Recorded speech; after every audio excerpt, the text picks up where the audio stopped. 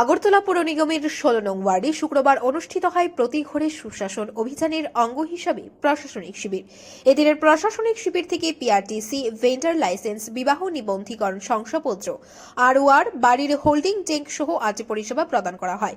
এদিন শিবিরের সূচনা করেন মেয়র দীপক মজুমদার। ১৭ সেপ্টেম্বর প্রধানমন্ত্রীর জন্মদিন থেকে শুরু হয়েছিল রাজ্যব্যাপী সুশাসন শিবিরের, যা শেষ হবে ২৫ ডিসেম্বর প্রাক্তন প্রধানমন্ত্রী অটল বিহারী বাজপেয়ীর জন্মদিনে।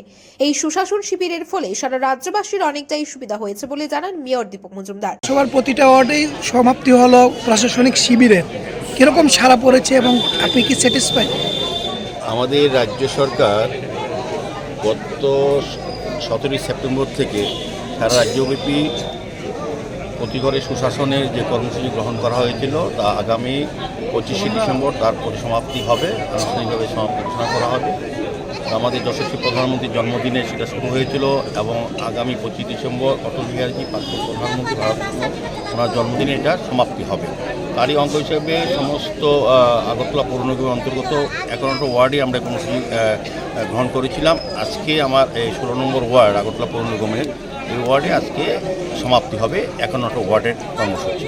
সেই উপলক্ষে আজকে আগরতলা রামনগর ৬ নং বালিকা বিদ্যালয়ে ১৬ নম্বর ওয়ার্ডের প্রশাসনিক শিবির শুরু হয়েছে। সেখানে বিভিন্ন নাগরিকরা তাদের যে কাগজপত্র যেটা দীর্ঘদিন তারা করেননি বা করার প্রয়োজন ছিল তারা বিশেষ করে পিআরটিসি বা ম্যারেজ রেজিস্ট্রেশন সার্টিফিকেট নিতে পারবে, SC, OBC, vendor licence, trade licence, পানীয় জল সমস্যা ডিডাব্লিউসির আমাদের আধিকারিকরা আছেন।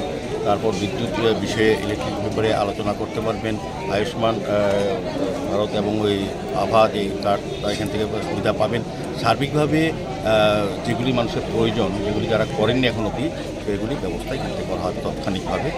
আমি আশা করব যারা এই প্রশাসনিক শিবিরে অংশগ্রহণ করবেন, যাদের প্রয়োজনীয় কাগজপত্র তারা আজকে কিছু পাবেন, পরবর্তী সময় আমরা ওয়ার্ডের মাধ্যমে পৌঁছে দেবো। আমাদের রাজ্য সরকার এই রাজ্যে প্রথম আমাদের মুখ্যমন্ত্রী প্রফেসর ডক্টর মানিক সাহের নেতৃত্বে রাজ্যব্যাপী এই ধরনের প্রশাসনিক শিবির প্রতি ঘরে সুশাসন, মানে আমাদের সরকারি সমস্ত সুযোগ সুবিধাগুলি যাতে অন্তিম ব্যক্তি অবধি পৌঁছতে পারে সেদিকে আমরা এই ব্যবস্থা করেছি। এই প্রথম যে গরিব, বিশেষ করে যারা যেতে পারেননি, অফিসে যাওয়ার প্রয়োজন মানে অসুবিধা হয়, তাদের বাড়িতে আমরা এই সুযোগটা পৌঁছে দিচ্ছি। এটা হচ্ছে প্রশাসনিক শিবিরের মাধ্যমে প্রতি ঘর সুশাসনের এটা সুফল আমি বলবো। প্রতিটি আগরতলা পৌর নিগমে খুব উৎসাহ উদ্দীপনার মধ্যে অনেক ওয়ার্ডে, ওনার ওয়ার্ড আমার এখানে সিংহা দাস কর্পোরেটর আছেন, ১৪ নম্বর ওয়ার্ড আমরা দেখেছি ১৪, ১৫ এসে ৩ দিন করতে হয়েছে, কোনো কোনো ওয়ার্ডে ২ দিন করতে হয়েছে। এত সংখ্যক লোক আমার ভাবতে অবাক লাগে। দীর্ঘ ২৫ বছর সরকার ছিল, পৌরসভা ছিল, এই যে সমস্ত প্রশাসনিক ব্যবস্থাপনা ছিল, কিন্তু মানুষ কিন্তু সুযোগ পায়নি।